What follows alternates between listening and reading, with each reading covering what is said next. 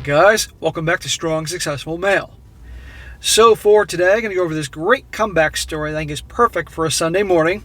This is about a guy, he was married for about 3.5 years. This is about events that happened 3 years ago when he was in his late 20s.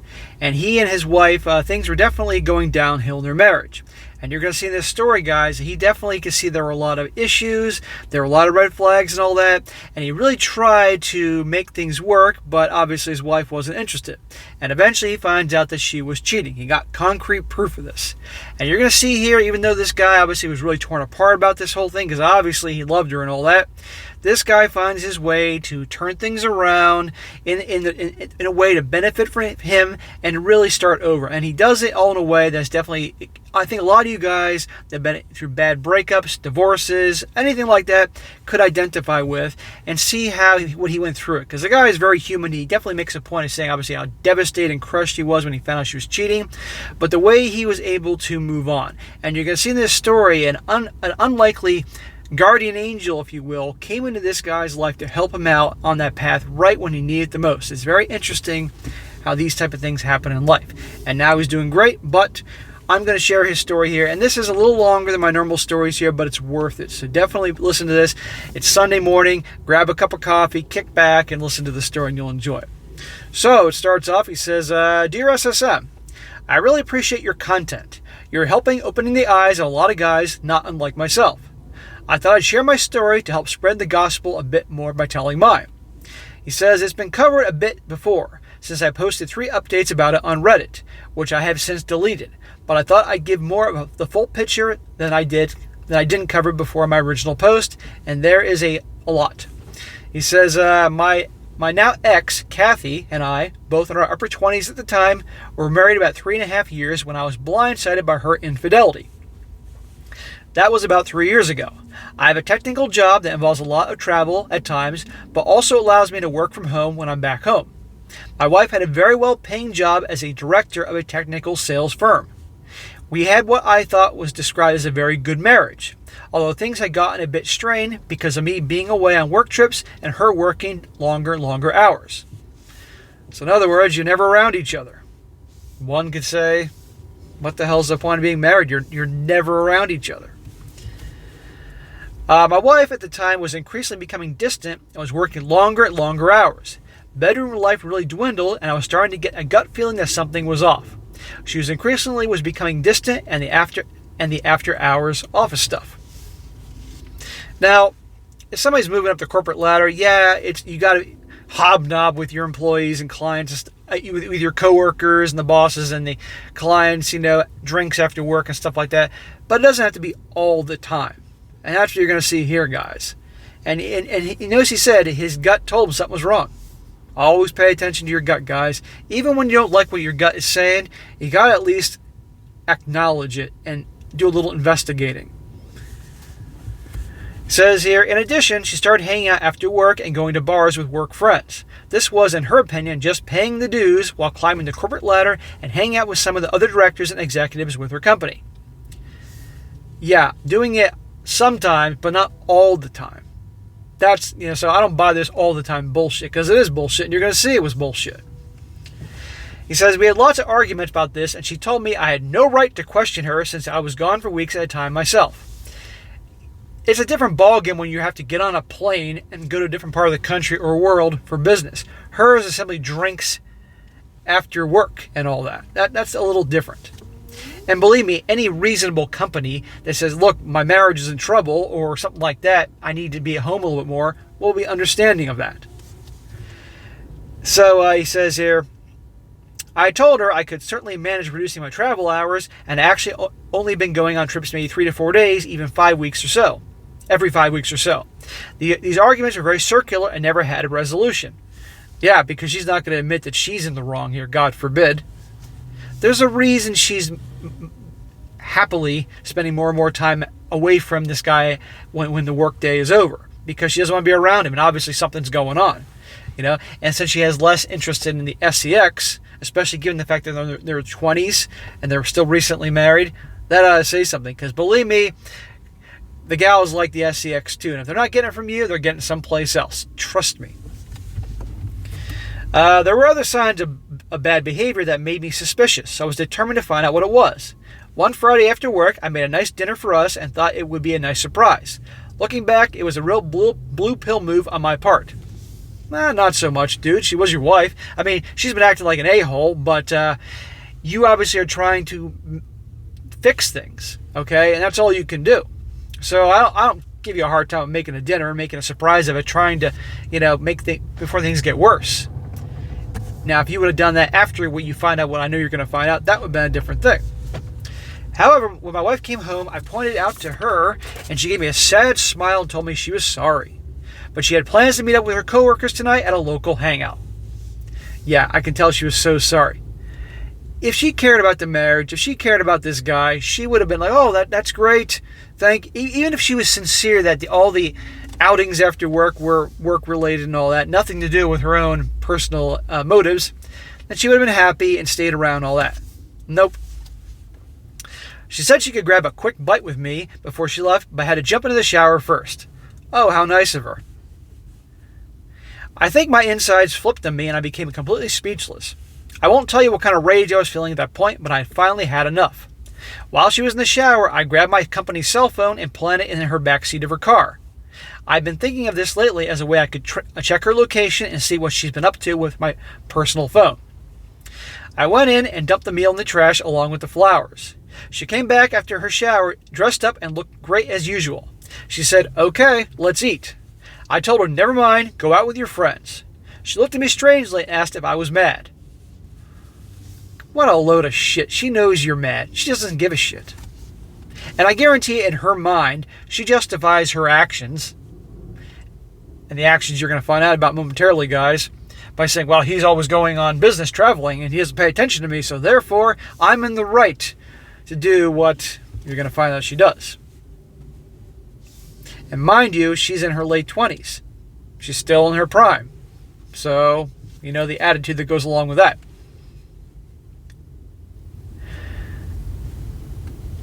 She looked at me strangely and asked if I was mad. I said, "I'm disappointed by you never wanting to do anything together." She became angry and told me to quit acting like a child, and that's something snarky about having a short fuse. So she's making you out to be the bad guy for having a darn good reason to be upset. If the situation was reversed and she cooked a big meal for you, is trying to do something nice to kind of catch up because you haven't been seeing each other a lot, and you're like, I can't do it. I can have a quick bite, but I'm going to go out to the bar with the boys. She'd be pretty pissed off, and it would be understandable. But gaslighting. I stood there letting all this sink in and said, "Foolish me, I thought you'd like to spend an evening together for once." She just smirked at me and left in a huff. So I'll cut to the chase here. I found her car at the local team hangout, a trendy bar downtown. I waited less than an hour and saw her coming out of the bar with, wait for it, a man. He looked like one of the executives I seen at her work when we went to the company party last year. I watch as he grabs her and pulls her close and kisses her. That sucks. My stomach went into knots. My body went completely numb. They head over to another car and get in together. I do my best to follow them as the car pulls out. They travel about 10 minutes away to, you guessed it, a hotel. Where there's smoke, there's fire. This guy's gut told him something was wrong, and it was. I pull over in the street next to the hotel. I watch as they get out and head hand in hand to the hotel. I've seen enough. I'm an idiot. I start banging my fist under the steering wheel. I felt so betrayed, disgusted, and enraged all at the same time. Nobody would blame you if you fallen right into the hotel and, well, did what you had to do. At that point, I just turned the car around and just started driving, raging, crying, and miserable. I headed towards the outskirts of town, about 30 miles. I find a nice little bar and pull in. I find a seat at the bar and order a drink. I must have looked like death warmed over because the bartender, a woman, mentioned that I had looked like someone took the wind out of my sails. I half smiled and said, "You could say that." A guy takes a stool next to me and starts up a conversation.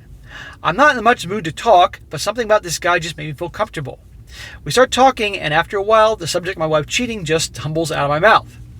I don't know why, but I start telling him my whole sordid tale of woe. He kind of takes it all in and tells me about something similar that had happened to him. He also mentioned that it took him a while, but he eventually divorced her and moved out here. He also gave me some words to live by. He says, I believe that sometimes these things happen for a reason. And let me tell you, your life can now change either for the better or the worse. It's entirely up to you at this point. Those are very wise words. We're all masters of our own destiny, even though there are things we can't control in our lives, guys. We all can make decisions and things can get worse or better. Problem is, a lot of people let their emotions take charge and they make the wrong decisions. Something about him saying this really shook me out of my glum mood. I mean, I know I'm hurting, but I've always been able to see things logically, and he's so right. Now we introduce each other. His name is Ray. He's kind of a country guy, but is just the sort of salt-of-the-earth type I really need and respect. He asked me what I'm going to do. Will I try to fix it with her or move on? One thing I knew at that point was that we were absolutely finished. Good, man. Ray says, I feel sympathetic to your situation and have an idea. If it comes to it and you feel like you need to leave at some point, I got a travel trailer sitting on my property. It's not great and I could use a bit of fixing up. Why don't you come by and check it out and see if you could see yourself living there in something like that, temporarily at least. I'll make you a great deal on it as well. I even have a nice piece of property that you can park it on. You'd be doing me a favor to keep an eye on it for me. It might do you some good to get away from your situation to think on things. I tell Ray yes, I'll think about it and maybe check it out. We part ways after a bit and make plans to meet out at his place in a few days. I start to feel like I have a little bit of perspective and a chance for getting out of what I believe is a nightmare mixed in heavy heartache. This is like a movie or a story where like someone's at their worst point in their life and like a guardian angel, if you will, kind of comes out of nowhere. Like this, just a guy who's talking to in a bar and helped a place for this guy could vent, offers him a solution, help, and this guy's life goes on a different path. It's pretty interesting. Somebody's going to say this is bullshit. I don't think it's bullshit, but it's interesting how life works. I've had a lot of things in life, guys, that have happened to me that just at the right exact moment something happened and I needed it. And it's amazing when you look back. Anyway, I get home after Kathy did that night and sat on the couch. Kathy came out and asked me, where have I been? I turned to her and asked, where's she been? She says, I went to grab some drinks. I ask her point blank, are you having an affair? She looks a little startled but remains her composure and says, why would you ask me that? I tell her I heard she may be involved with someone at work. She asks, who told you that? I tell her someone that I know but will not divulge the name. She tells me that you are being ridiculous. Awful. At this point, come clean. You guys, you're miserable. She's obviously miserable. I mean, just end it. If she was unhappy that she's working all the time and moving up the corporate ladder and this guy's away, because that was obviously her justification for all this, then say, you know what, it's not working, I wish you all the best. Instead of doing this to this guy. Instead, she's cheating on him, gaslighting him, making him feel like shit, all that, and making him out to be the bad guy. But don't worry, guys. We have a happy ending here. Just stay tuned. She looks a little startled, but regains her composure. I read that part. And she asks me, where have I been? Out to a bar to have some drinks with friends. She just tells me, okay, and goes back to bed. I decide to sleep on the couch since I now have a confirmation that she's been lying for months to me. The next morning, we don't speak much and go about the weekend as if nothing had happened. But here is something I left out from my original story that I think needs to be told. I began to do some research about cheating. I also began to keep a journal, which I highly recommend, to help me determine my path forward. It was in writing my thoughts down that I was able to evaluate and weigh my options. It was in this journal that I came up with a game plan. I do a great deal of technical writing for my job and tend to think logically about things, so coming up with ideas and strategies is a part of what I do. One thing stuck was the opposite of love is indifference, and it really made that my mantra from this point on. I also have come to understand that at this point might have also been a case of hypergamy, even though I technically qualify the so-called coveted attributes of the sixes. I digress. So I resolved to implement the following. Instead of trying to get closer and placate her, I became aloof. Kathy started to notice this and became alarmed at my indifference to her. I think she was beginning to waver a bit on her little cheating endeavors as well. She even tried to initiate SCX with me a few times, which I shot down with excuses. Good for you, man. And by the way, guys, he's planning his escape in case you guys were wondering why the hell he's still with her. Planning his escape so he can eventually come out on top. But notice he's giving her indifference. He's acting now, also doesn't seem to give a shit anymore. And she's noticing this, and it bothers her because she still wants to have that husband for now. It's still in her interest to have the husband while she's out effing her boss. I determined that we were done. I also employed the strategy of heading out on the same nights as she did and purposely staying out later than her. She couldn't say anything about it because I matched her own actions. A big part of my strategy also involved moving out. I was getting so resentful and could hardly look at her. I did end up buying Ray's trailer, which as it turned out was a very nice one, perfect for my needs. He showed me the property he had that I could live on for free, I might add, just to be a caretaker of it, which didn't involve anything really on my part. It's actually a nice acreage bordering near some bike trails and is actually near the foothills of some mountains. Ray has a small shack on the property with water and electricity for the trailer available. Ray will put the travel trailer on the site and set it up for me. I need to add here that Ray has become one of my closest friends. I feel truly blessed to having met him and will be forever grateful to him helping for me. That's awesome. This guy came into your life right at the exact time that you needed someone not only to listen to, but also to help you out. He says, it's funny now looking back. I knew it was all over between us, but I did try to get Kathy to come clean during the next few weeks, and all I got was gaslighting. Of course. Why would she admit that she was wrong or doing anything wrong? You're the bad guy. That's in her view. So I just stayed on my plan to move out rather than let Kathy know how I felt. While she was at work, I would stealthily take things out of the apartment and stash them in my vehicle. And on my evenings out, I would drive them over to the trailer. This at least made me feel like I'm taking action. Exactly. Every single time you move something out of your apartment that you share with her, you're one step closer to your freedom. Being all covert about it. And that way then, one day she'll come home and you're gone with a little note saying F you, and she loses her damn mind because you did it right underneath her nose. And she's so self-absorbed that she's not even noticing that things are starting to disappear and you're moving out. He says, between taking things to the trailer and working on a few maintenance issues on it, I also met up with Ray at the bar. I started to make more friends. In fact, it has led to some fun times with a great group of Ray's friends and family. He continues, it was at the point of telling Kathy on my plan to move out. However, before I could mention it, Kathy tells me that she has to go on a work trip the following week. Perfect timing. And I had been considering just ghosting her and avoiding the confrontation anyway. Maybe not the best strategy, but I like the coldness of it. And fortunately, our lease was almost up anyway. Right before she was leaving for the trip, I asked her who all was going, and she tells me that the executive team and some department heads. I just look at her and tell her I hope she has a really great time with her boyfriend. Ooh. I kind of wish I hadn't said that. It started a lot of arguing back and forth. In a lot of ways, I wish I knew more about her affair partner. But as Ray put it to me, in the long run, it doesn't matter who the guy is. It only matters if she decided to step out on you. Yeah. She burned down the marriage. She can own it or deny it, but facts are facts. Damn, Ray should write this down and publish it for the betrayed. Ray ought to start his own YouTube channel helping dudes out. So, after Kathy left for her trip, I gathered everything I had left of any value and put it in my vehicle. I'm not taking any furniture or the like, so it's just clothes and work computers and equipment. Before I left, I'd written a note and I was going to leave it for her. But after rereading it, I decided I would just make it simple. I grabbed a piece of paper and wrote, I hope it was all worth it. I placed my wedding ring on top of the note sitting on the kitchen table. I felt a huge weight come off me. I felt free. No more hiding the truth. I now will have some baggage to deal with and some hurt to get over, but I have time to heal now. In time you will heal, brother. You take that shit one day at a time, day by day, hour by hour, you will get better. And you're away from this chick. It says here, I just need some space and need to get her out of my life as quietly and quickly as possible. I come to the conclusion in my mind that she didn't deserve me. She disrespected everything we had. Our future plans are history. We were saving for a house and a future family. All that is gone now. No going back. I don't owe her a damn thing. She can deal with the fallout.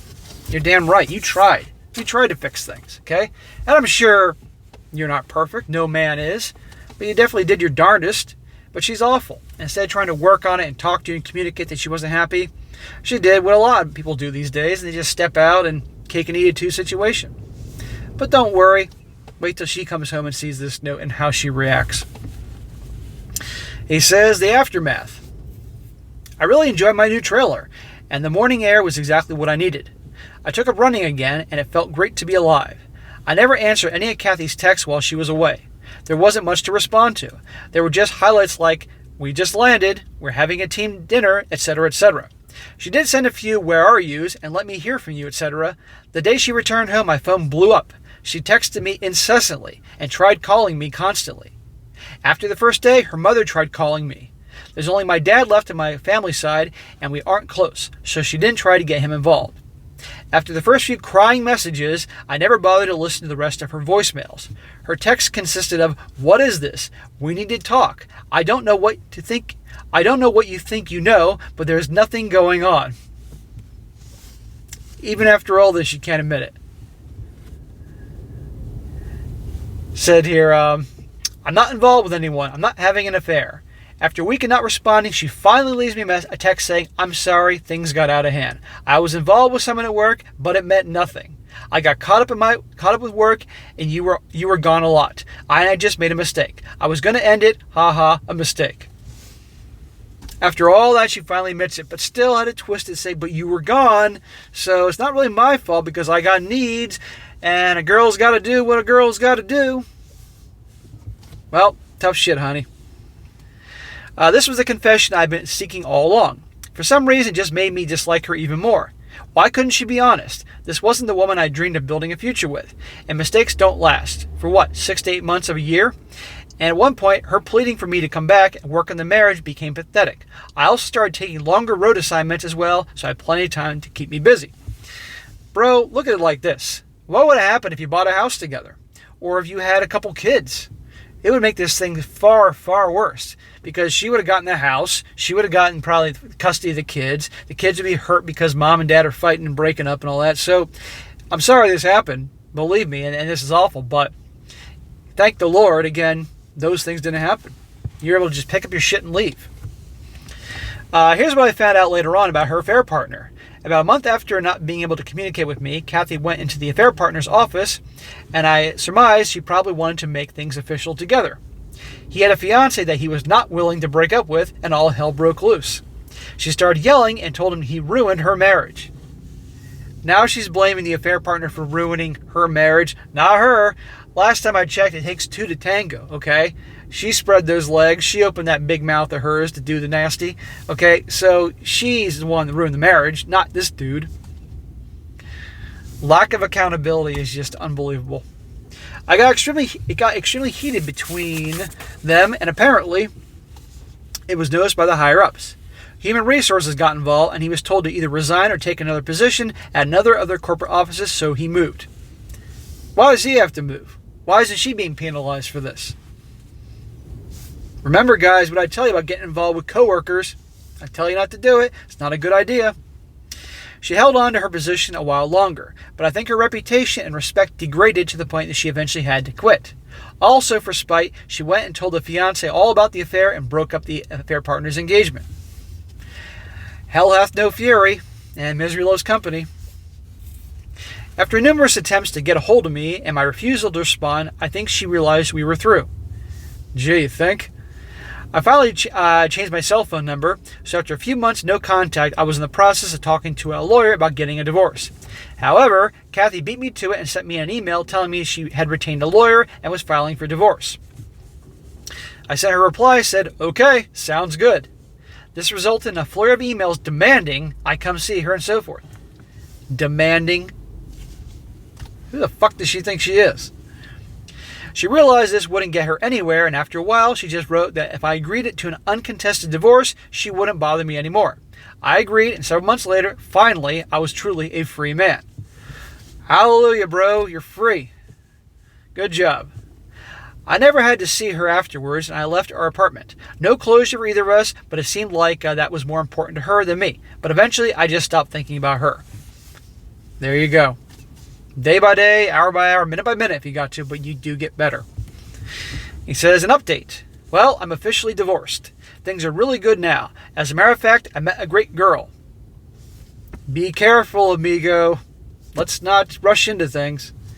I was out on a run on the trail one day, and just down the hill from where I live, I helped her change the flat tire and we really hit off. She is amazing and cute as hell. Though a few years younger than me, she loves my lifestyle and calls me her mountain man. I'm in no hurry to get serious. Good. But I'm not about to give up on women completely. I'm still up here in the trailer. I have no plans to change anytime soon. And I've simply simplified my life quite a bit. I love the outdoors. It helped me get over my ex-wife, the heartache, everything. It's amazing being out in nature can do. It's so peaceful, so refreshing. I grew up for most of my life in the country. My first 9 years was in California, right near Los Angeles. There was no nature there. But then the 15 years later was rural Pennsylvania, so I got all the nature I ever wanted, and it was very peaceful.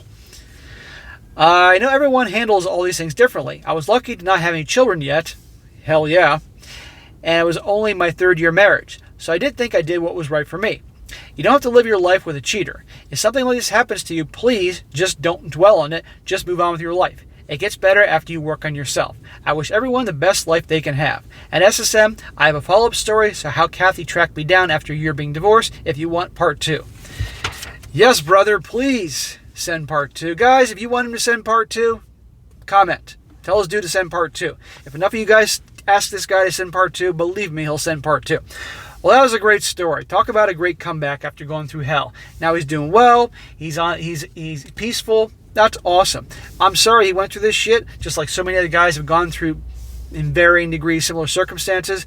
But this goes to show you guys, you can move on. You're going to go through a lot of hell, heartache, and all that. And not everybody's going to have a guardian angel like Ray pop into their life, but you'll be able to get through it. You take it one day at a time, day by day, hour by hour, minute by minute. And this is great. My only thing I got to say is, I know you met a chick, and you're obviously a relationship guy.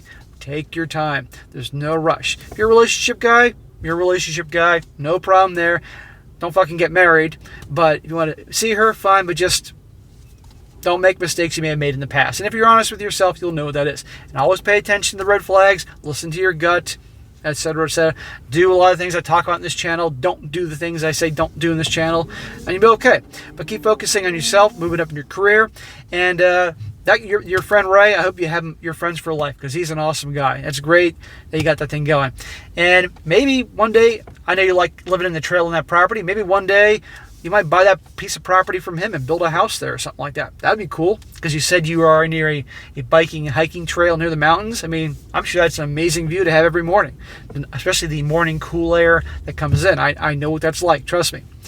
All right, guys, that's it for today. Be sure to comment down below what you think about this. Let this guy know about part 2. And be sure to like the video, share with your friends, and subscribe. And I'll catch you next time.